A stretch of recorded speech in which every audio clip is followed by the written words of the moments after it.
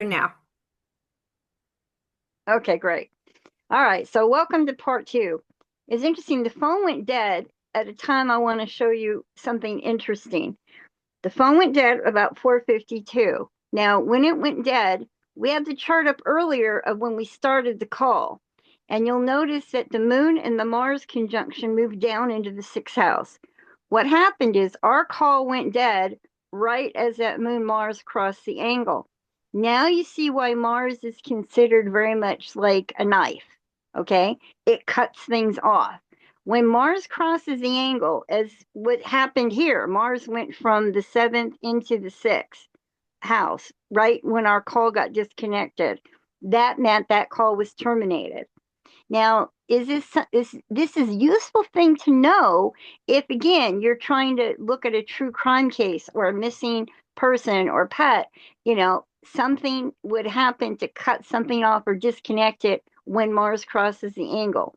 Okay? Now, with a person, if Mars crosses the angle on a person, it could mean that they got physically hurt or cut.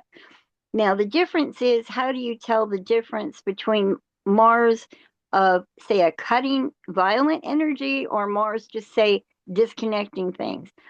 Anytime the body is involved, Saturn has to be involved. And you'll notice in this chart, Saturn is not involved. Saturn is clear up there at 0 degrees. So nobody got hurt when this call got disconnected, in other words. All right.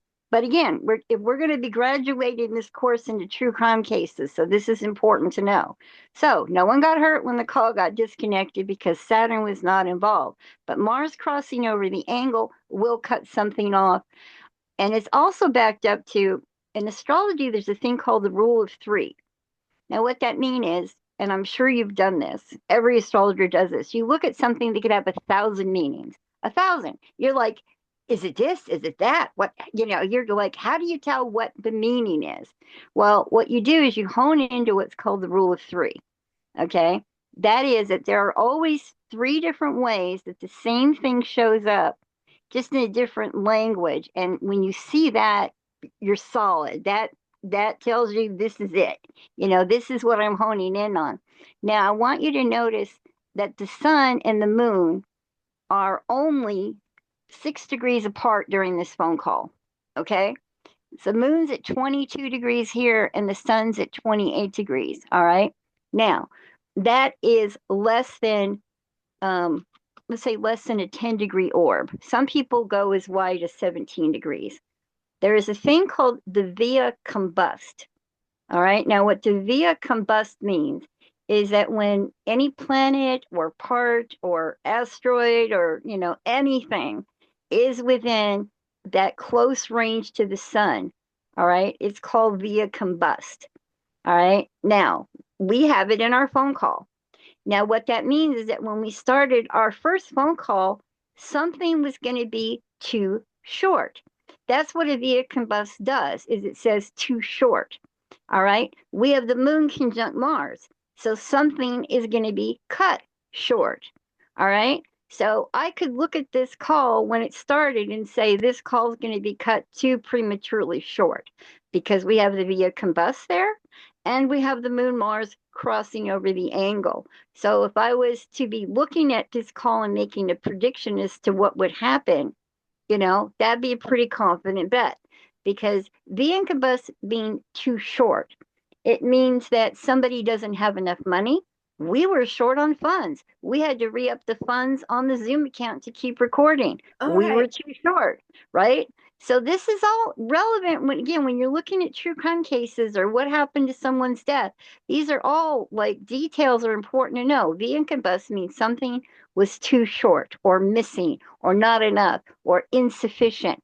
Maybe on a murder case or death case, it could be they couldn't breathe enough, or it's just, something to remember when you're looking at the rule of three. Moon, Mars, crossing angle, cuts things short. Being combust, things are too short. So all that coming up, and I could again look up further and see something else there that says too short. And that's even actually Venus is via combust the sun. If you look up the sun at 28 degrees that Venus is actually via combust. So I've got a double, via combust aspect there. So again, I have the rule of three operating. So that would have told me this is what's going to happen. And that's how you're confident. When you see something that is the same thing said three different ways in a chart, that's it. You know that you're on the money, you know? So when you're rectifying a chart of an event, like a phone call or an event, you've got your rules of what chart to look at. Then you also see, is it reading well? Is it accurate? Because also in a phone call, the first house is the person making the call, and the seventh house is the person getting the call, which is why in horary astrology, the astrologer is the person that is being asked the question of. So they're always a seventh house. Okay. Um, Now, something happened I thought was interesting is right after your call, and our call terminated when we were talking about, how to see how you die, that kind of thing, whether you're married or not when you die, Oh you yeah. know. I mean, I've looked at it, I've got mixed feelings there. I do think, looking at my chart, if people want to go back, I do think that when I die, I'm going to be married, and that's because Uranus, my fourth house ruler, and my seventh house ruler of Venus are conjunct in the ninth house, which the ninth house is a formal marriage. When there is a marriage certificate, a marriage ritual, a marriage ceremony, an official legal marriage, it always involves the ninth and the seventh. They both have to be involved for it to Oh. be a legal marriage. Okay. Now, because that is aspecting one of my fourth house ruler, yeah, I do think I'm going to have a third marriage and die married, which is why I'm not looking forward to the third marriage. As long as I'm not married the third time, I think I'm good on dying, right? So, Don't get but married till you're 99. oh God, I'm going, oh shit. When I realized that, yeah, I'm going to die married, I'm like, I'm not going to rush into that one. Actually, when we get further into predictions, I do think I'm going to meet him this year, but that's another story. Okay, because I've actually very accurately predicted both of my husbands, and I've learned the system that way of how to tell your marriages and other stuff that'll really blow your mind about marriages, including I can show you how to actually look up the birth date and the death date of your spouses. Oh And my that, gosh. yeah, like I said, it goes seventh is your first, ninth is your second, third is third. Now, but some people only marry once. So again, when you're going through the houses, you can see, is this the only one? Or are there two? Or are there three? This is how you tell, is you go through, each subsequent house. And like children, you look at the fifth house is children in general. Yes. But the fifth house is also the first pregnancy, not the first child, because you might lose the first pregnancy. Okay. But the fifth house is the first pregnancy. Then the seventh house is the second pregnancy. Third house is the third pregnancy, which is how, by the way, when you look at it, how I knew that my third pregnancy was going to be a girl is I had the Venus Uranus in my ninth house. My third pregnancy was a girl. Okay. And because of the conjunct with Uranus, that also told me, and the semi sextile to Mercury opposing Saturn, that was my last one. And it was, they did things, they did a surgical thing on me to stop bleeding. So she was my last pregnancy. Oh, But you can see that when you're looking at that ninth house, which is, again, one of the ways I determined that the Venus Uranus was in my ninth house and not my 10th is my third pregnancy was a girl, and that would fall it in the ninth. Okay. So, when you're rectifying charts, go through things like events that you know about, way people look, their professions, how they died. And if you can turn that chart around and read people accurately, you've got the right chart. Okay. okay. Now, back to events. I wanted to show you how this can show up in events. While we were, getting back online, I got a call from a guy in jail, and his name is Chad Ollinger. Now, take a look at this chart that you drew up. Notice that when the chart shifted from that moon Mars in the seventh to the moon Mars in the sixth house, what happened? I got a call from a guy in jail. Okay. Uh, Mars, Mars rules men. Okay. And also in the sixth house is somebody who is a criminal or an inmate. All oh, right. Yeah. And so now, again, it was cut short. I missed that call. How would I know? The moon Mars, the via combust, the call came in, but I missed it. Now, note interesting is what did I say to you? I said when people know you, they call you when your angles are up, right? yeah. My 10th house is 20 Leo. When did Chad call me? 20 Leo. Yeah. Okay, Yeah. so he knows me. I started writing to him after I heard about the murder accusation that he's in jail now for.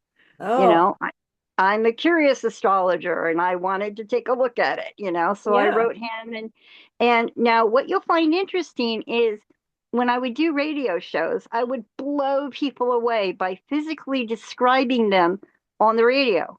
They're like, how on earth can you tell what I look like? Well, he called me, even though it is my angle, he called me at 20 Leo. Just a coincidence again. But do you have that picture of him that you can pull up? That Um, picture of Chad I gave you? I'll work on that. Okay. Well, this tells me that, somebody with a Leo like rising would be calling me. Again, a male. The Mars opposing the ascendant tells me that a male is calling me. This Mm-hmm. is again how you tell who's calling you before the phone rings. I would look at this chart and I'd see that Mars opposing the angle like directly like that. And I'd go, okay, I got a man calling me. It's in the sixth house. I've got an inmate calling me. And then also, this tells me that he has a Leo like appearance, which a lot of times they have light colored hair, okay, or a Leo like, appearance.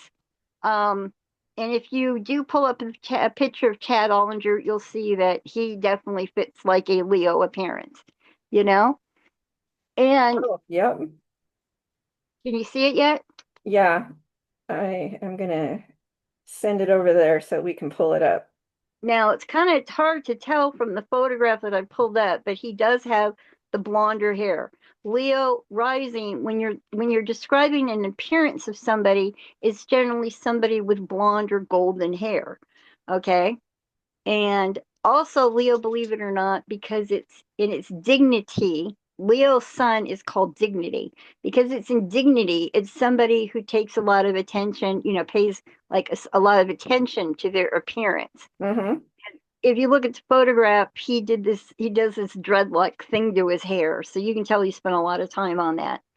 So, but again, this is how you can sit there to a caller on the phone or on the radio that you're not physically seeing and saying to them, you look like a Leo rising would look, probably have golden hair, probably, take care of your appearance, probably carry yourself with a lot of dignity, which, the more you get to know about Chad, you know, that definitely suits him.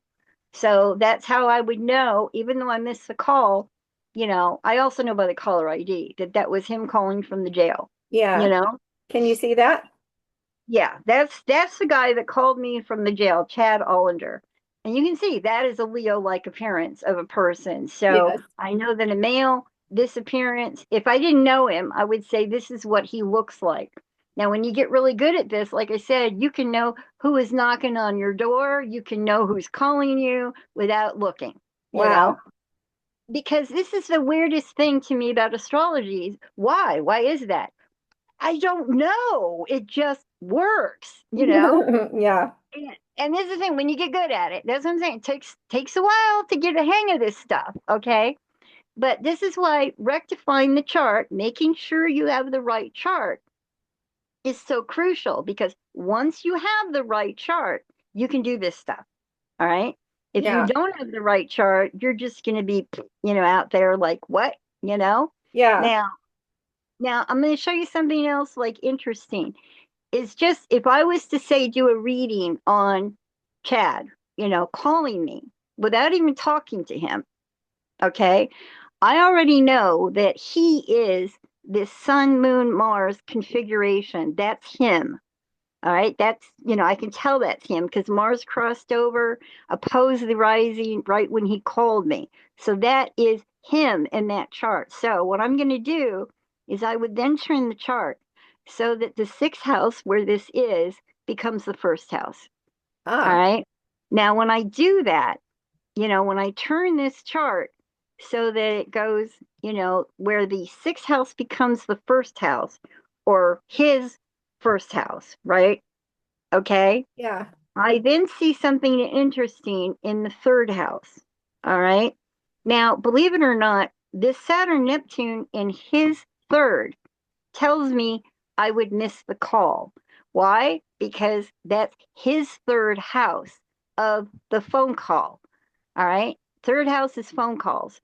Now, if I turn it so that again, the sixth house, which is him, becomes the first, I now see Saturn Neptune in his third, telling me he's going to miss the call. Now, is he going to call me back? Well, anytime there's an aspect in the seventh house or a retrograde, they will call back. Now, because it's connecting, conjunct Sun in the seventh, he'll call me back. So Ah, I'm not worried about it. But mm, it also tells me that he's probably with the Neptune, he's on some kind of medication or he may be a little foggy. I mean, Neptune is it could be a lot of things, yeah. but because it's conjunct Saturn of this phone call, it tells me that it's also third house is mental condition. Mm, So his mental condition, not mine, my mental condition is the third house, but his mental condition for his third house is the eighth. Okay. So it's ah, telling me he might be a little foggy. He might be on some kind of medication. I don't know. But he's a little out there right now. Or he's scared. Neptune could be fear. It could oh, be a lot of things, but yeah, I would guess that he's calling me scared. Okay. yeah. Now, another thing I want to point out about this Mars on the angle, by the way, is that you can actually predict. You ever go shopping and like there's no one around, and then all of a sudden it's like the herd climbs in the door. Yeah, All of a sudden just everybody hits at once, right? yes. Okay. Another little factoid about astrology is whenever Mars hits the angle, like it did here, Mars crossed over that angle, he made a phone call. In fact, I had a couple of other people call me at this time. What happens when Mars hits an angle, which is again the horizon, which is the first and the seventh, or the what do they call it? It's not the midhaven, but anyway, it's above the horizon, below the horizon, the seventh and the fourth. Whenever Mars hits one of those angles, all right, that's when people get up and do something. They get up and leave their house. They get up and go shopping. They get up and make a phone call. You can actually track people's movements this way. You can Oh, know when they're going to get up and leave their house to go shopping. You can know when they're going to make phone calls because you look to that Mars at the angle. Also, when you're doing an event like, say, a missing person or a death, Mars on the angle tells you somebody got up and, left or came or, there's movement because whenever Mars hits the angle, that's when people get energy to do something. All right. oh, So, it's interesting. Yeah, I got like two or three calls right as that Mars hit the angle because that's when people get the energy. Oh, I need to do something, you oh, know? And interesting. you can actually track when stores are going to be busy or traffic is going to be heavy by that Mars. Which by the way, I guess I should add a couple of rules that astrologers should know. Whenever Mars hits the angle, don't go shopping, don't go into traffic, because that's when everybody's hitting the road at the same time. Okay, let Mars move down a little bit. And then that's how I used to be able, when I would work trade shows or swap meets, I would always know when to be at my booth. This is very important for sales, by the way. When you want to know ahead of time when the crowds are all going to come in and when you better be ready, Mars on the angle, because that's when you're going to get hit with people. Okay. As soon as it moves off by about 10 degrees, that's when everybody disappears and it's ghost town again. That's when you can go pee or collect your money or go eat or whatever. So you actually can track, crowd movement by the Mars. All right.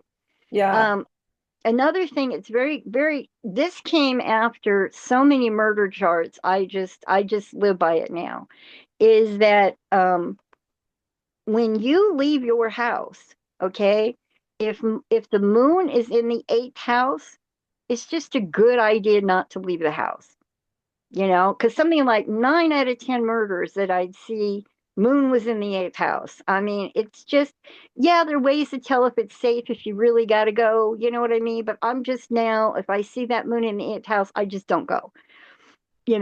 I've had accidents because the eighth house is surgery, it's death, it's accidents, it's violence. I mean, so if the moon is in the eighth house, just stay home.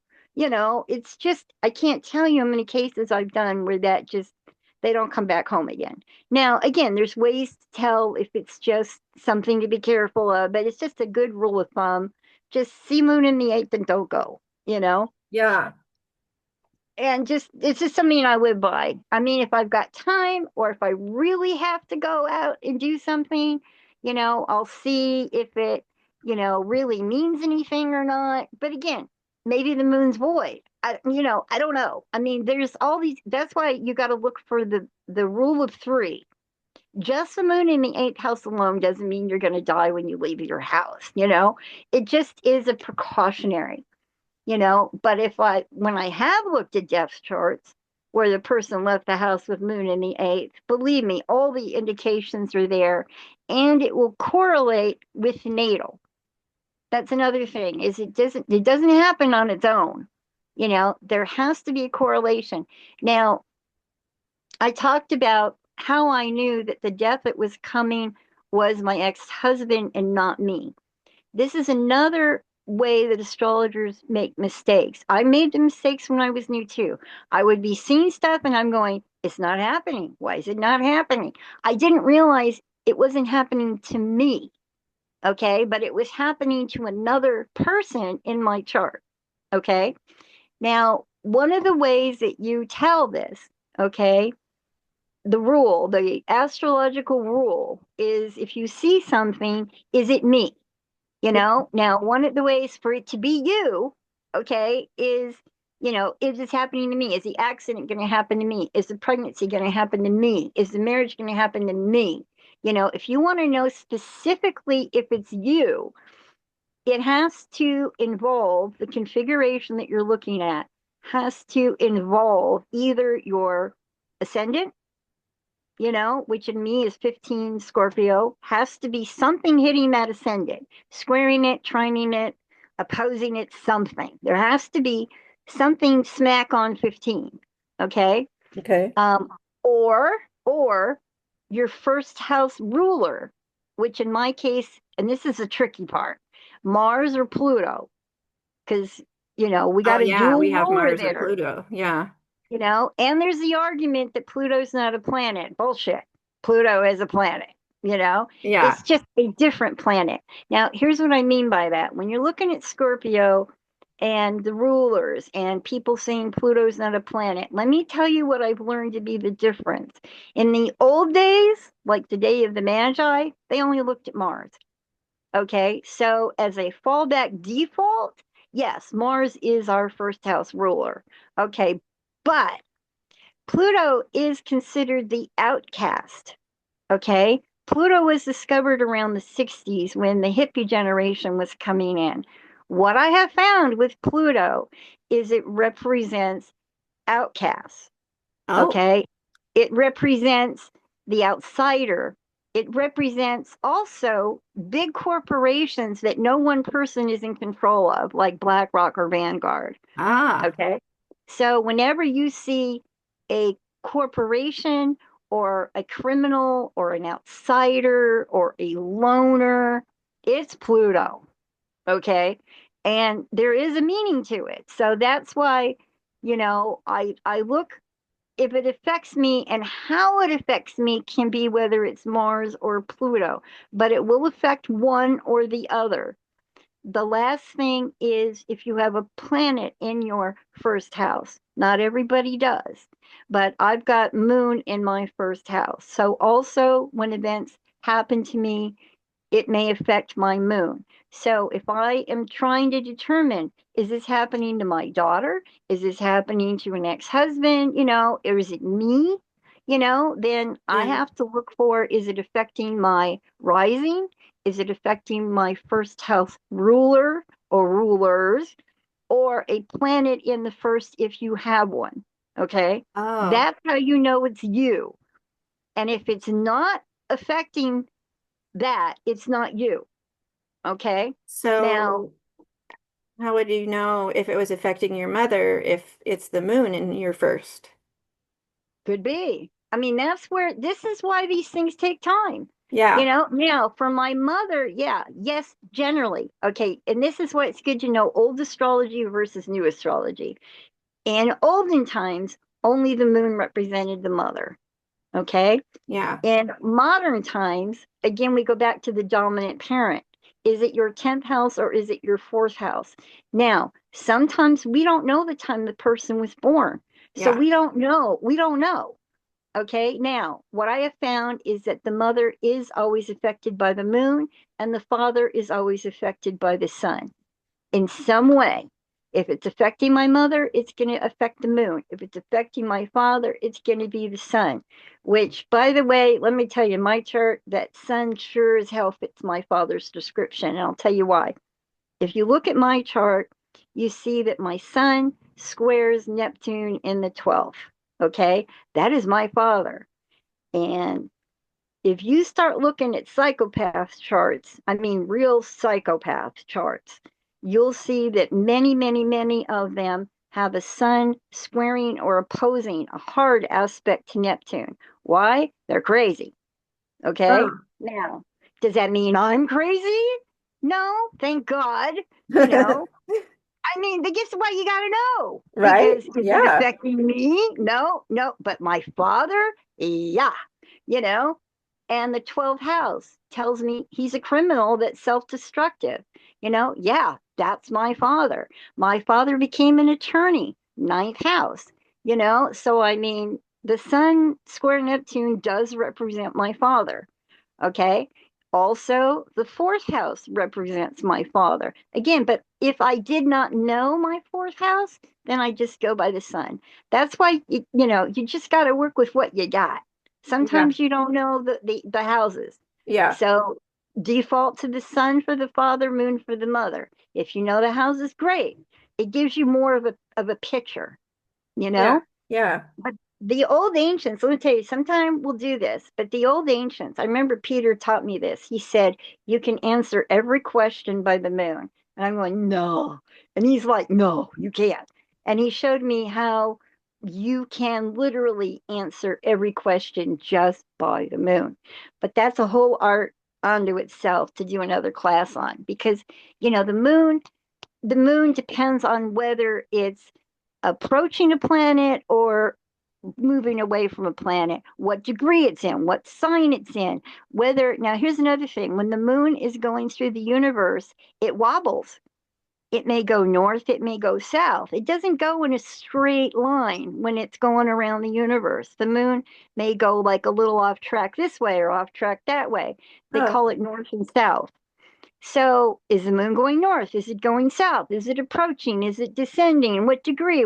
I mean, there's so much in that moon that when you really get down to the nitty gritty, you can look just at the moon. Okay. But that's when you're doing like horary or events. You can also tell a lot in the natal, you know. But yeah, I mean that's why it's important to know, is this you or is this someone else? Because when I was first coming up as an astrologer, I'm going, God, that Sun Neptune, am I crazy? You know, yeah. I mean, that could be argued, but no, it's my dad. And that's why people also need to realize before you go thinking something is you in a chart, you need to know if it represents someone else in your chart, you know? And And to show you an example, I guess what I mean, because I know we're going to run up on time again. Can you pull up? I showed you the obituary of my first husband, Oh yeah, let me and get that that was going. on, yeah. Can you go back and pull up my chart? And I'm going to show you, go back and pull up my chart, and then I'm going to show you how to put in on the right-hand side the date of his death. Okay? Okay. Like pull up, yeah, pull up my chart on the left. No, go back to input. Oh, Go back to input. Yeah, and you got my chart showing up. Okay, now go over to the right. See oh, on the right? It gives oh. you diurnal. All right. Sorry. This is how you compare. All right, now you got my chart on the left. Now go over to the right. Diurnal month, December. And diurnal day, 22nd. And then diurnal year, 2022. That's when he died. You can, the time doesn't matter. I don't know Okay. exactly when he died, but this gives me enough info. Now, go back over, pull the chart up, go over to OK again. Now, give me a tri-will. Yeah, there we go. Give me a tri-will. Transits progress natal. All right, now, that is the day that he died. Now, this is just an exercise you guys can take a look at and see what I mean. And you do this when you're rectifying your own chart, see if it holds up to see if you've got the right chart. But I want you to notice something. I had a progressed, if you look at my eighth house of death, you see they Oh. call it the part of fortune, but it's Oh. actually when it's in the eighth house, it becomes the part of misfortune. Ooh. All right. So when the part of fortune, which is that little cross thingy, goes, it you see it's 12, it's like what, 12, 13? Yeah, it's right smack on the angle. That becomes a part of misfortune. All right. You also see I've got progress Mars at what, 2 degrees in there?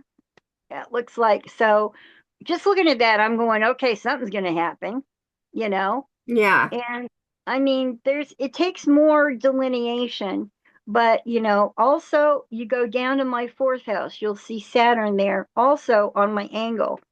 Now, when you look at these charts, you have to realize that a major event like birth, like death, okay, something's going to affect your angles. All right. Now we see that Saturn is right smack on my fourth house angle. We see the part of misfortune in my eighth. This is all telling me death is coming my way. All Oh. right. Now, my seventh house ruler for my first husband is Venus. All right. And then we take a look and where did it go? We see Venus, if I can see, my eyes are horrible. You can see Venus is conjunct Neptune in my 12th house, progressed. That's the inner wheel. Okay. Okay. So this tells me, Neptune in the 12th, um, this is this is not always suicide. It can be somebody who dies of an infectious disease. Okay. Oh. And in the hospital. And it's interesting to note he died in a hospital of Oh. pneumonia. Oh. Okay. So if I was looking at this, I would go, okay, if I'm looking at him, even though it's Venus that rules my seventh house, first husband, there's something where he's in a hospital with an infectious disease. It was pneumonia. You can also look up and see Uranus, which is my fourth house ruler, is on my 10th house angle. So this Saturn Uranus opposition, I again know something bad is coming my way, right? I mean, and as I go around and around, okay, but is this affecting quite my ascendant? It's not at 15 degrees. It's not at 26 degrees. So it's not me. You see what I'm saying? Ah, yeah. So this is what I'm saying when you're doing your delineations and you're trying to really look at something. Now, however, Saturn at 21 degrees in my fourth is only 1 degree off an opposition. We see Saturn opposing my natal Venus. Now, here's something to know. Saturn takes away, okay? It removes. All right. Now, if I was in oppositions, take away and remove.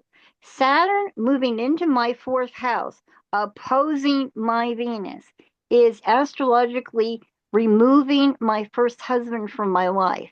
Okay. Oh, yeah. Yeah.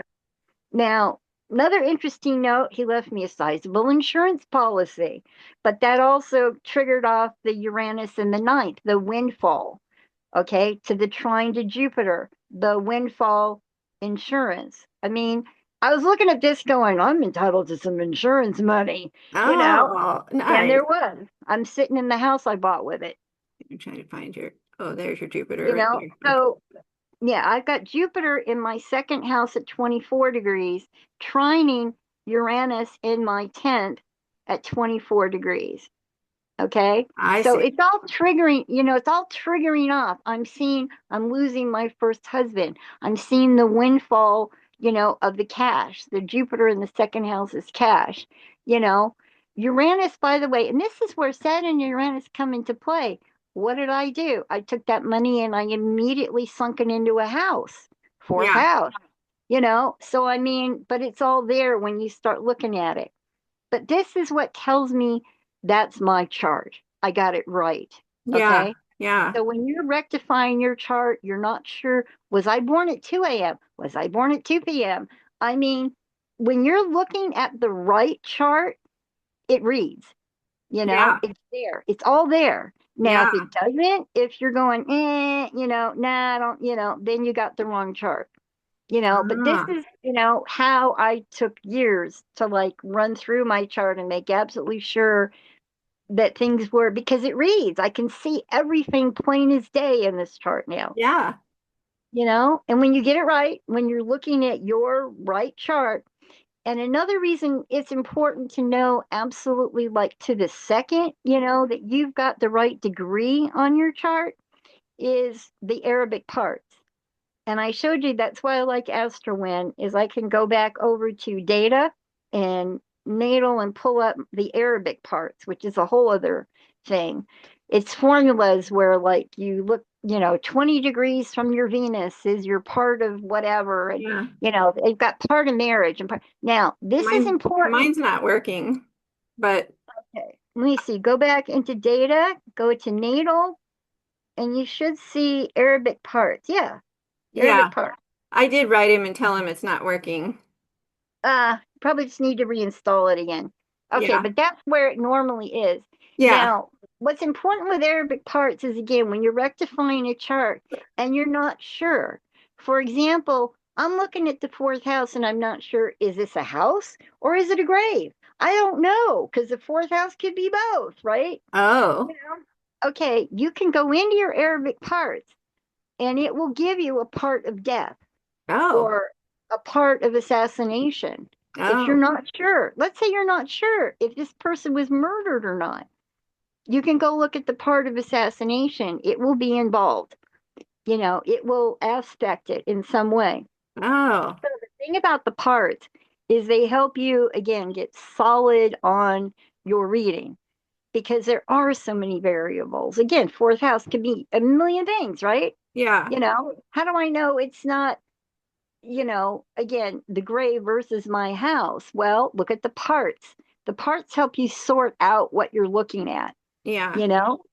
And so, but when you're rectifying a chart, whether it's an event or a natal, you just kind of look to see if on natals, you look to see whether they read or not. Turn them around, look at people, look at appearances, and that tells you when you're, right on the right chart. All Have right. people call you, note those times, and you'll start noticing the common angles when people call you that know you, you know? Yeah. Also, when you leave the house, you'll tend to leave the house on your angles too. Like, when you suddenly just get up and go shopping. If you start taking note of it, you'll start noticing you leave the house when your angles are up too. Ah. Or Mars hit one of your angles. Just Yeah. it's just one of those things you notice after a while. Why? Because this is your path. This is your destiny, you know? I mean, literally, it's like the lane you're on that you chose when you're born. That's why I said Edgar Casey described it that way. He said there's these wheels, these karmic wheels that bind people together that have these common angles. And I've seen that, that Yeah. and not everything's meant for you, which is why sometimes when I work on cases, for example, on like missing people cases, you Yeah. know, If they don't hit my angle, I know that's not my chart. And what I mean by that is when you get involved in a missing person case, when you're actually working with police and you're affecting that case, your angles will be involved, you know? Ah. So, because you affect the case and not every case is meant to be solved. That's Oh. another thing that also was frustrating to me in the beginning, is that some Oh. cases I just never are thought not about meant to that. be solved. Well, like I give you an example. There was one case I remember, like I told you I studied, I think I told you I studied with Dorothy Allison. Dorothy Allison was a very famous murder psychic detective, okay? And she worked with police all over the country. And her big secret is that she did horary astrology and she would time the phone calls. She didn't tell the cops that because it was too woo woo for that. Yeah. But she invited me to her house because she wanted to actually mentor me to like take over her practice. And I remember she took me down to her basement. She had a wall full of notebooks on charts and cases and blah, blah, blah. And that was the one thing she taught me. She said, not every case Wow. is going to be solvable, you Wow. know? And there was one case I remember of a college student. God, I cannot remember her name. There was a blonde college student that went missing in the 80s. And the last guy that was seen with her, you know, clammed up, wouldn't talk to anybody. He lawyered up. And I remember he went to get a job at a gas station after the event. That case was not going to be solved. And that was my opinion. And that was the one case I remember her and I argued on because we went on the Sally Jesse Raphael show together. And she kept saying, oh, he's going to be, well, she was kind of right. I'll tell you why. She said, he is going to be, caught, exposed, this guy that she went on a date with. I said, no, he's not going to jail because there's a difference between being caught and going to jail. Yeah, that's Okay. true. That's true. And I'll tell you what the difference is. When you're working on a case like that, the 10th house is fame, notoriety, coming to light, exposure, in the press, right? Yeah. That's the 10th house. But the 12 is, are they going to jail? Okay. Oh. So I differed. I said he ain't going to jail, Oh, you whoops. know. Now there was like years later, there was a blogger I remember that did something to expose the guy and basically pointed out he did it. And I felt vindicated on that because I felt he cremated her, you know. Oh. And yeah, I felt, and that was another thing. I said they're not going to find your body, Oh and my I said they're goodness. not going to find it because they cremated her, which can be Mars, Sun, Uranus, that kind of thing is cremation. I remember, Wow. and there was a 10th house. It was in the press, but not the 12th. And I started looking on a map once the internet, because this is a case from the 80s. Once the internet got good, I started looking, and right next to the campus that this happened at, there was a hospital that had an incinerator out in the back parking lot that was open. Like Oh. literally, I remember I checked. I'm like, can anybody do that? They go, oh yeah, people come here and burn their trash all the time. Oh my gosh. And I'm like, I knew it. He stuffed her in the incinerator. Nobody's going to be found, you Oh my know? gosh. But there was no 12. The guy never went to jail. Now, years later, some blogger like exposed him that he did it, blah, blah, blah, blah, blah. But he's not been arrested or gone to jail. So not every case is meant to be solved. Yeah. But that's where you got to start knowing your rulerships. And that's why I sent you the rulership book, because the Yeah. 10th is fame, exposure, right? But the 12th is jail. And we're seeing this on the Epstein case. A lot of exposure, nobody going to jail, right? Oh, yes. So, I mean, yeah, these are all like important to know. Like if you're looking at the chart of somebody who dies in jail, going to be the 12th house involved, right? Oh, yeah. But again, sometimes again you're not sure. Like that's where you got to really, really, really dig into your charts and look at every possible aspect. But that's why we'll go into that as we go on to the lessons. Now, does that make sense so far Oh, yes, it does. about rectifying your charts? Yes, fascinating. Should I pull my Okay. chart up? Yeah, that's what I said. What about your chart? Yeah, You you said mentioned. something to me once about a big event that happened to you. Do you remember the date of that? I don't. Um, Okay. Should I do Placidus?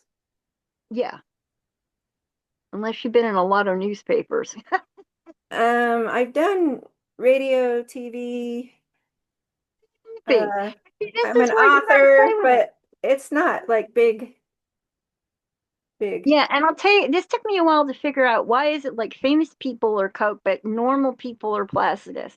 And I'll tell you why. When people are like Trump, for example, Yeah, his karma is not just his karma. His yeah, karma does affect the whole country. yeah. Okay. And what you find with famous people is that they affect either the corporation that they're with or the country that they're with. I mean, there's something about, famous people affect destiny, and there is a different like lane they're in. Oh, And so it's a subtle difference, and that's why you got to play with your chart and see, does Placidus work better than Coke? What's the difference? And yeah, go back and forth, because maybe you're just meant to not be famous till you're older. You don't know, yeah. but I've had 3 documentaries made about me. I've done 20 national talk shows. Oh, I've yeah. been in You got every way more major exposure than paper. I do. Yeah, but you know what? That took me the longest time when I kept going, Placidus isn't working, but Yeah. Coke is. And then, I started putting it together. Oh, okay. I think I'm on television enough. And I have done things. I did get I don't know if you've ever heard of the Trafficking Act, but the Trafficking Act got passed because of my work. So I Oh, have affected the history of this country. oh my gosh, And that's that's awesome. one thing. Well, that's why I said there is a lot about destiny karma in these charts that you learn as you go through them, you Yeah, know? yeah. Um, but that's another thing. When you see a person's death, for example, that's in the news, it will involve the eighth house, the fourth house, and the 10th. It's not just, I see all these astrologers just looking at the eighth. That only tells you how a person dies. It doesn't tell you where the body is, and it doesn't tell you if there's any press about their death, you Ah, know? So yeah, these are all like little additional things that you need to know about. yeah. Same thing with pregnancy. I remember when I saw the pregnancy of my ex having the baby, but I wasn't pregnant. The reason why is I found out pregnancy also affects not only your first house of your appearance because you get fatter, Oh, yeah, okay, but it affects your sixth house of your health. So if it's your pregnancy, it will affect your first house and your sixth house, and whatever chart is, whether it's your second, third, fourth, whatever, and your fifth, because that's children. So all those have to be involved for it to be your child. You see what I'm saying? Okay. Oh, I see. Okay. But Yeah. I was looking and I'm going, I'm not gaining any weight. So again, it wasn't mine. But Yeah. this is Yeah. how when you're seeing events, you have to be careful. Is it your event or someone else's? And this is how you kind of determine these things. Yeah. Because again, if it's something that affects your appearance, it's going to affect your first house. If it's going to affect your cash, it's going to affect your second house. If you're taking out a big loan or debt, it'll affect your eighth house. Yeah. If it affects your health, it'll affect your sixth house. I mean, so all these things you have to kind of play like a combination to see they all fit together, you Yeah. know? So when you All asked right. about the big event, I Yeah. think you're talking about when I was 4, but I don't know a date or a time. Well, But I you, do have, you children. know I the could year? let's Well, see, you know what? When we get into it, actually, you know what? That's a good idea. We'll save that for 1971. next week. Because what we can do is next week, I can show your reading through your child's chart because you'll know their time. Oh, yes. And Yeah. that's actually a good thing to do because sometimes on a missing person case, the person is so old we don't know their time, but we know their child's time. Yes. And then Yeah. I'm like, okay, well, bring on the child chart, and then Yeah. we can read the parent through the chart, the child chart, because that we know, Oh, right? there we go. So Yeah. next week we'll do that. We can take your Oh, that'll child's be really chart. cool to see because I was missing for 13 years. So we should be able to see all that, right? Yeah. And that's the thing. When I started tracking murders through the families, they show in the family and the kids and the relatives. I'm like, wow. Oh But my it gosh. makes sense when you think about it. It affects things, Yeah. you know? Yeah. and and it can be like karmic. They talk about generational curses. Let me give you an example. I've got that Mars again at 29. which is an extreme tragedy of Taurus in my seventh house, okay? And it's squaring Pluto in my 10th. Yes, my grandmother was very violently murdered by her husband, okay? Wow. But it's also affecting my first marriage. Now, he would have these violent episodes. He would threaten to kill me and the baby. I literally fled for my life out of that marriage. Ugh. So that violent energy, that violent pattern did affect my first marriage, Yeah. you know?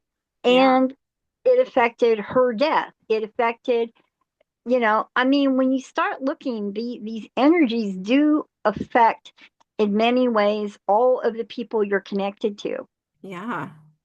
Okay. Wow. That's what I said. When you start and see if you can dig up, like your spouse's chart and your children's chart, because then we can show through your chart how you can tell when a baby's coming, and also there's a way that you can actually tell the birth date of your spouse.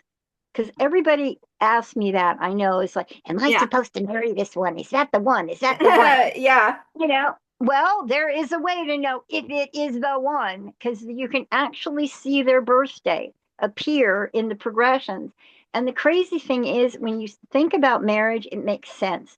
You can love somebody to death, absolutely love them to death, and that's not who you're going to marry, Yeah. you know? Yep. That's And true. the one thing that really kind of convinced me a little bit more of understanding this was, believe it or not, when I started, I don't know if you've heard about the Bible Code. There's a book out called the Oh, Bible Code. yes, I have.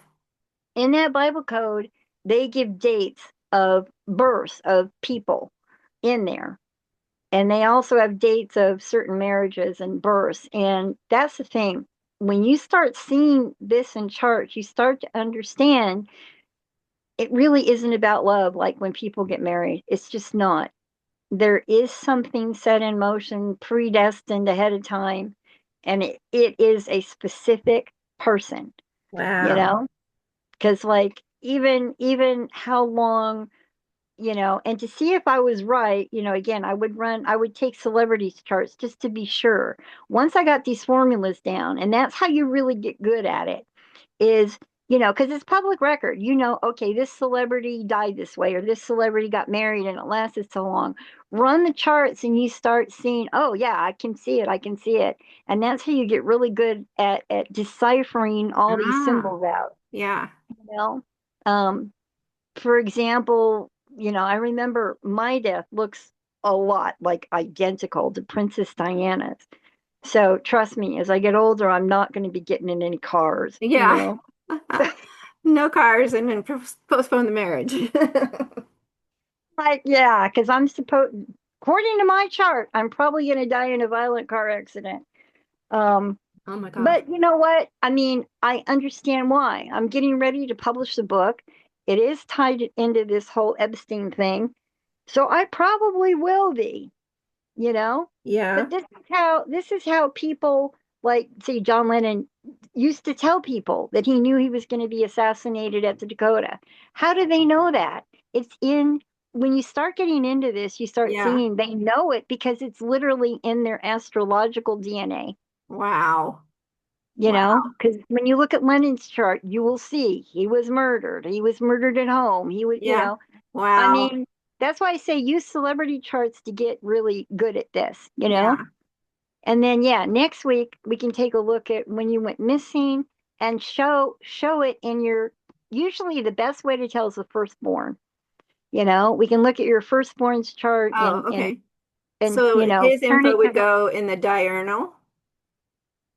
well, when you're looking at the chart that you're looking at, the natal chart you're looking at goes in input like you did mine on the left. Yeah. Okay. But then if you're looking at a date ahead of time, like say the birth or the death of someone, that goes in the right hand side. That's the Okay. diurnal. That tells you, what day you want to run it for. So that Okay. when you do the tri will, it will give you the natal, the progress chart for the natal, and then the transits for that day you put in the diurnal. Oh, okay. And that's how you can get things. I'm telling you the day. I remember the day. There were 2 days actually. I remember when I knew to the day when I would meet my spouses. Wow. Because I sat there, you can run these things to the day because your progress chart gives you a 3 year period of time. What I Oh. mean by that is you have the approaching degree within 1 degree, you have the degree when it hits exactly, and then you have the departing. So you have a 3 degree window, which, by the way, is why things happen in threes. That's why death comes in threes. Ah. Approaches, hits, leaves. So, like, for example, my Venus is at 20. So I would look at, say, 19, 20, 21. That will give you a 3 year span of time. Okay, but that's just 3 years. How do you get it down to the month and the day, right? Yeah. Well, so the progress gives you that window of the year time, gives you within that 3 year window. Okay, then what I do is I run solar returns.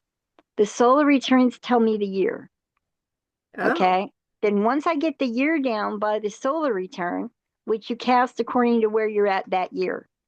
So, like, even though I was born in California, let's say I'm back in Pennsylvania on that year. I run my solar return for that year where I'm at that year. Okay, that's important. And that will tell me. And if I look and I see a marriage in that solar return, I got my year. Okay, now I got my year. So then you run lunar returns. Lunar returns get you to the month. All right. And then once you get to the month, like I remember the first husband I was going to meet in August, I remember. And so now how you get to the day is a little bit trickier. I still can sometimes miss a day or two because what I've learned is that the moon speeds things up or slows things down, which is why I will be off a day or two. Like, for example, moon in Aries will speed things up. Moon in Capricorn will slow things down. It's taken me a while to learn. I get like a day ahead or day below. It just because the moon can speed it up or slow it down. But then once you get an event to the month where you see the event, you're like, okay, it's this month. But then you want to get to the day. What you do is you start looking at what I call lunations, which is full moon, quarter moon, eclipse. You start looking at those events, and then you run the diurnal, which is the day. You run day charts. Okay. And then once you get that down, you will see it all fall into place. That's your day. Now, again, I can be a day ahead or a day behind. Yeah. The moon may slow it down or speed it up, I've noticed, which is why, you're never going to get it to the minute. I Yeah. mean, I've tried. I can't get it to the minute, but I can get it in a day window of time. And that's pretty damn good. Yeah. Yes, it you is. know like me telling my ex, you better go spend time with your father. I got it within a week. you know Wow. so but yeah, you will spook people though when you do this. Oh, I'm used to that. Well, that's your Scorpio ascendant. Yes, it is. And the psychic stuff. Yeah. It is Scorpio ascendants. My mother used to call us the natural witches, Yeah. and Say, we well, I were the can't ones hide that got anything from burned. you. It makes me feel vulnerable. It is. It's just Scorpio ascendants. We're the ones they would burn as witches back in the day. Yes, right? But again, that's a common karmic path. We were the ones that were burned at the stake back in the day. Now we're into doing what we're doing now with the astrology, yada, Yeah. yada. It's just Yep. part of the path we're on. And that's the Scorpio ascendant. That tells you the path someone's on, you Nice. know? Which is another I see people all the time saying, "Oh, well, what's the sun sign of this type of No, it's not the sun sign. It's not. It's the chart. That tells you for example, you just notice patterns. Like I remember once I looked up all the owners of porno magazines, like Hugh Hefner, I remember, and Bob Guccione, and even Helen Gurley Brown was another one that created Cosmo. Yeah. All of them had Neptune in the second house. Oh. I thought, oh wow, that's the sign of the pornographer. you know, Oh, wow. every huge famous, pornographer had Neptune in the 11th house. Well, it kind of made sense though in a way because when you own your own business, it's the 10th house, okay? And the Yeah. second house, which is the 11th house of the 10th, means that their money is coming from photography or Neptune, Oh, you know? yeah. So that's when I began to go, oh, they're making their money off photography, you know? Yeah. So, I mean, there's other things in there, like, and I get on these stints and you find patterns. Like I remember when I went on this stint of looking up every madam or every escort and finding, yeah, there are very common charts, you know, there just are. Then I remember I did strippers another time. Almost all of them, like Yeah. every stripper, I must have done 100 strippers. They all had Venus affecting their midhaven. Of course, they were lovely. They were beautiful to look at. Venus, Oh, right? yeah. You know, but they all had a Libra around the midhaven. So it was their ability to objectify that beauty, you know? Oh, Yeah, I mean, you just start when you really get into it, the patterns and the configurations will tell you about somebody's path, not the sun sign, you know? That's like telling me every, whatever is a Leo or it just doesn't work that way. yeah. Okay? All right. Any other questions for this class? I don't think so. All right. Yeah, Covered a next lot. It one. was fascinating. Yeah. And that's why I'm glad that these things can do transcription now to get everything because I go into another state when I'm trying to remember all this stuff. Yes, thank goodness for recording and the transcription and Yeah. yeah.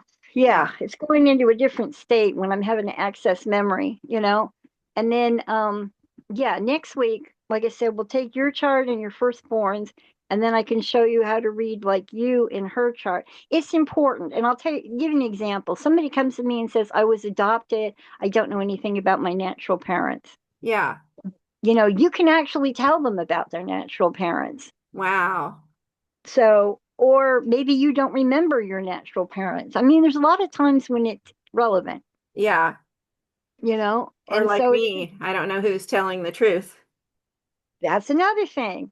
Oh, good one. You want to know if somebody's telling you the truth? Wait till they call you. You Oh, know, take a look at the third house. Take a look at the first house because them calling you is the first house. Third house is the phone call. What you'll find invariably, and it is surprising to me how common it is, if somebody's lying to you, Neptune's going to be in the third house. oh, I mean, just like bam, I've done it so many times. I know that Neptune's going to be in the third house if they're lying to me, oh, or Neptune might be on the first house. Difference is not that they're going to be lying, but they're a liar.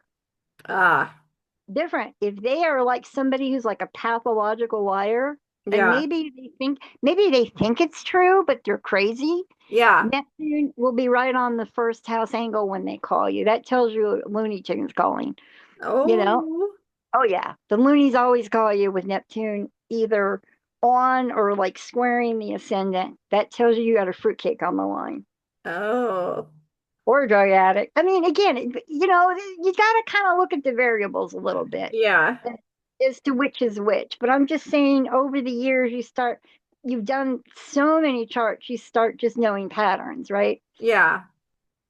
But yeah, just if somebody calls you, you can look right away and tell if they're telling you the truth by looking at the Oh, first house and the third house. I got So some I phone don't care calls to what they go tell through. me. Yeah, that's it. I don't care what they say to me. I will look at the first house of their call and the Yeah. third house, and that will tell me everything I need to know. Now, keep in mind, I have had things where they were being lied to. So they were telling me what they believed to be true, but we later found out Oh, it was a lie. But the oh, bottom line is it was a lie. So I oh, don't, so it still showed. yeah, and I've learned not to call people a liar because maybe they're being lied to, Yeah. right? Or they So I've believe just their learned, lie if they're not well well, that's where mentally. you got to look at the first Yeah. because there is a difference between the lie and them lying. Yeah. And what I have found is when it affects the first, that they know they're lying, Ah. but maybe they have bad information. Now, a good example of this, by the way, and oh my God, this is when I started really learning my. Dorothy used to tell me there's also another famous psychic called Noreen Rainier. She also all of them told me do not work on a case unless you're working with the police. I learned the hard way. They are right, you Oh, know, because I got involved in the Susan Smith case, which I don't know if you have any idea what that one was. It's one where this woman said her two babies had gotten hijacked by a kidnapper. oh, And I remember I was living in Nebraska at the time, and oh, it sounded, we had no internet back then. So all I yeah, heard was, oh my God, this man stole my two babies. And I went, oh dear, let me see what's going on. yeah, yeah, And I jumped into, I literally looked the woman up, in 411, right? And again, before the internet, I called her and I said, can you send me a map? I said, they're in water. I know they're in water. Can you send me a map where you're at? Right. yeah, And she acted really bizarre because most mothers I've called like that, sure, yeah, yeah, I'll get you a map. I mean, no yeah, problem. I mean, this lady was hemming and hawing at me, and I thought, that's really strange, you yeah. know? And what happened was when I called her, I remember that there was Neptune in the third. Okay. And now I took that to mean water. Yeah, okay, maybe. But also, what happened was later on, the phone was bugged, which also is Neptune in the third. When your phone's bugged, Neptune's in the third. Okay. So the detectives on the case were actually bugging her phone. And what happened was the lead detective heard my call. Oh, Okay?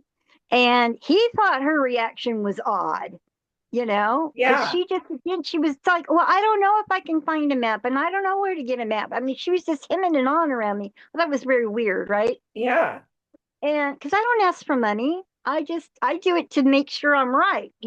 yeah, And I wanted to help. I heard two babies were missing, right? So yeah, anyway, I'm not going to ask someone for money like that. I'm just going to, say, give me a map, right?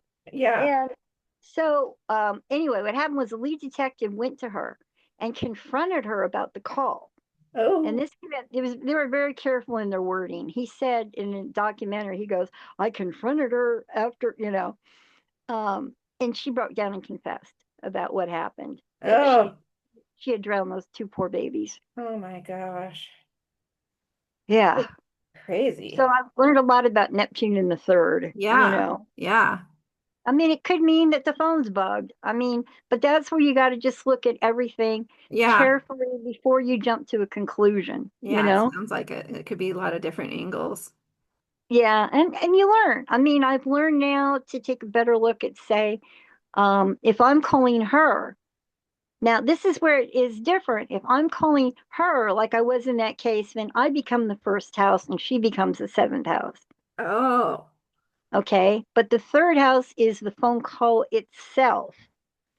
So now, like I said, Neptune was in the third on that, and I later learned the phone was bugged. So that explained the difference. so the first And house she is the wasn't caller. technically, yeah, and she wasn't technically lying to me. She was a liar. Yeah, yeah, So, I mean, but that's why you got to keep doing charts and keep doing charts, and you just get better at this over time. yeah. Makes Fascinating. sense? Okay. So now you know a little bit about how you rectify a natal chart and an event or horary chart. Yes, yeah. Okay. Thank you. Once you've got the right chart, like I said, now we're going to go on to how you get down to these great readings like this. Yeah, that's great. So Okay. next week Yeah. okay. Next week, we're going to start looking at, yeah, I'll look at major events in your life and show you how they show up. And you know what? Maybe just from me to you, I've had like my grandmother being murdered. I mean, I've had events happen to me that, you tend to blame yourself. Maybe I shouldn't have, maybe da, da, da, blah, blah, blah, blah. Now, when you look at the chart, you realize that this was something set in motion before you were even born. Yeah. Okay. So it actually helps you understand this is just fate, and you can accept things a little bit easier. Yeah, I think that would be really helpful. I mean, Yeah, even because when I've tried to help search for missing children and stuff in the past, it can really affect you. oh, well, that's another thing. Also, it helps you know which chart is yours to do, because not every missing person case is yours to get involved in, not your Oh, karma. not meant for you. It helps you Oh, know which ones are yours. It also, sometimes you're not going to find them.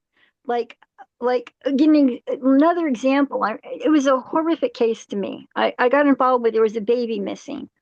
And I looked at the chart, and to me, the reading I got was that the baby was in a garbage dump. Okay. wow. And I did share that information with the police, and they were able to get a confession out of the mother that she had put the baby in the dump. However, it was the fourth house was showing the dump. And what happened was they said that the baby was buried so far under the garbage that they literally could not get the baby out. So Wow. that baby's final resting place was in garbage. Oh. I mean, that one took me a while to get over. Like, Oh. why would a baby's final resting place be meant to be garbage? Oh. We don't, again, that's why I've gotten into God works in mysterious ways, Yes. Yeah. but that's what I'm saying. You're not always going to find them. It's Yeah. not always going to be a happy ending, Yeah. Yep. but you will get relatives maybe who need an answer. Yes. Like I think the last reading I did, a woman wanted to know if her mother had died naturally or was murdered, you Yeah. know? Yeah. And I was able to tell her no, it looks like a natural death to me. I mean, sometimes these things are helpful to know. Oh, here's another example.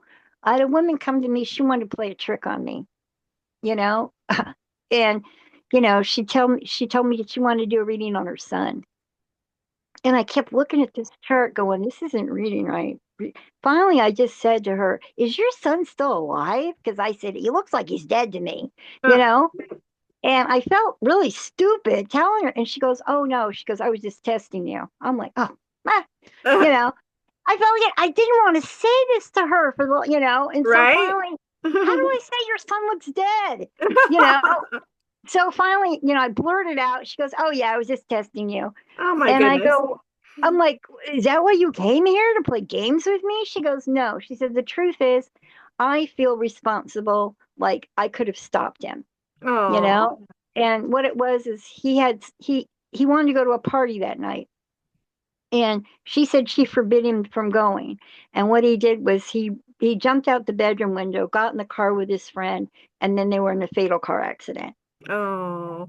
Okay. Well, I was able to determine that his death was a car accident, Yeah. at which I was able to like alleviate. I'm like, no, he was going to die in that car accident, you know? And I'm like, you did try to stop him. You locked him in his room. He still got out. Like you couldn't have stopped him unless you boarded up the window, right? Yeah. So I mean, okay, but this is something where it conflicts with God gave us free will. Now, this is just what I've learned is that yes and no. There are some things that I do believe are set in stone and we are not going to change them. Okay. Yeah. There are other things that we are able to change, however. All right. Now, what is the difference? I have found that if something is involving in the chart, if it's involving the inner, what I call the inner planets, which is Sun, Mercury, Venus, or the Moon. Okay. If it's the inner planets, that is something I can change. All Oh, right. Like okay. Not Mars? that's something. Yeah, Mars too. Yeah, because Okay. Mars gives you energy. Yeah, inner planet. The inner planets um, give you the ability to change something. All right. Now, the outer planets, however, which would be Saturn, Neptune, Uranus, and Pluto, you're not changing that. I mean, Okay. I in my own personal life, I've tried changing those things. It just, and it's one of those things where by trying to avoid it, I wound right up into it. I mean, it's going to happen. Yeah. you know even death. Now the one caveat to that is that I have seen people die exactly the way they're meant to die when they're supposed to die. However, I have seen people come back. Oh, I've yeah. seen them pronounced dead, and that's my own grandmother. I mean, just quick story, my mom and I saw my grandmother dying and we're like, oh no, So all we could think of to do was we can't go up to them and say, we think you're going to drop dead next week, right? Yeah. All we could do is I told my grandmother, I'm going to come spend the weekend. So I was with my mother. And so my mom and I were watching over her that weekend, right? Yeah. And sure enough, 2 o'clock in the morning, we hear thump. She goes down in the hallway. She had gotten up to go pee and collapsed in the hallway at 2 a.m. Oh We were God. there though. Yeah. And sure enough, the paramedics came, and for a couple of minutes they said we'd lost her. But they brought her back. Oh Now my her God. death did show the paramedics there. So it all went to course, okay? But she did live another 5 years after that. Oh wow. So in some cases, yeah, that is a moment of death. Okay. But then there are people, thanks to modern, but that involves again inner planets. That's why I've noticed the inner planets bring the ability to change things. I remember with her there was a strong Mercury. So we were able to bring her back. Yeah. Wow. Or retrogrades. Retrogrades can bring someone back too. It just again, you got to take each chart as it comes. So no, no, not everything's totally set in stone, but some things are. You just kind of have to kind of get a feel for it in the chart. But when you look back at some of the terrible things that have happened to you, I do think it helps to know this was just for some reason we don't understand. It was just part of your fate, Yeah. That's you know? so interesting. Yes.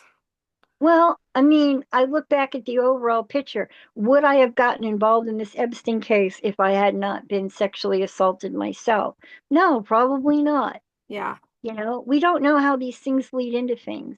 True. My own daughter, my daughter helps me with these cases, but um, I remember picking my parents, believe it or not. My daughter says she remembers picking me. Oh, that is But so she cool. says yeah, my daughter says that she has a memory of her last lifetime being a child sex trafficking victim. Oh. So she picked me because I work with helping child sex trafficking victims. Yeah. Yeah. But again, would I have been involved in it if not the things that had happened to me? Probably not, Yeah. you know? So there are just reasons we just don't understand, Yes. you know? And with the Scorpio rising, yeah, we're the mothers, we're the seers, we're the ones, the healers, we're the ones that do the natural medicine, the astrology, the Yep. counseling. It's just, but the thing about a Scorpio rising is it's out of our own wounds that we do this, you Yes. know? So, you know, I mean, yeah, if we'd had a happy childhood, we probably wouldn't be doing this stuff, you Yeah. know? Yeah. It's like we walk through the fire and then we turn around and hold our hand out. Yeah, there's an archetype called the wounded healer. That's a Yes. Scorpio ascendant. We are the wounded healers, you Yes. know? Yep. So, okay. Yeah, I'm to the point on rectifying where I've got the rectifying down. Now we'll start going into events and I'll start, taking through different events at a time. We can do that. We can talk about childhood traumas through the chart first. Okay. Okay. All right. Yeah, because I mean, oh, by the way, that's another. I remember sometimes you can only do the best you can. I saw that with my own daughter that she was going to have something happen to her at 12, you Oh, know? yeah. And I remember I did everything in my power to protect her, Yeah. everything I could think of. And what happened was the person broke into the house and Oh, nothing that could be done if somebody's going to break in your house, you know? man. Yeah. But that's when I mean I felt really defeated. Like, sometimes you just can't change stuff. Yeah. And was it meant to affect her? Well, it has affected her. It's why she is what she is today, of course, Yeah. Yeah. but sometimes we just that's part where your spiritual beliefs have to tie into this. Yes. True. That helps a lot. Okay. All right. All All right. right. I'll talk to you next week then. All right. All right. Thanks. All right. Get those tapes to me when you can. All right. Yes, I will. All right. Thanks. Okay. Bye.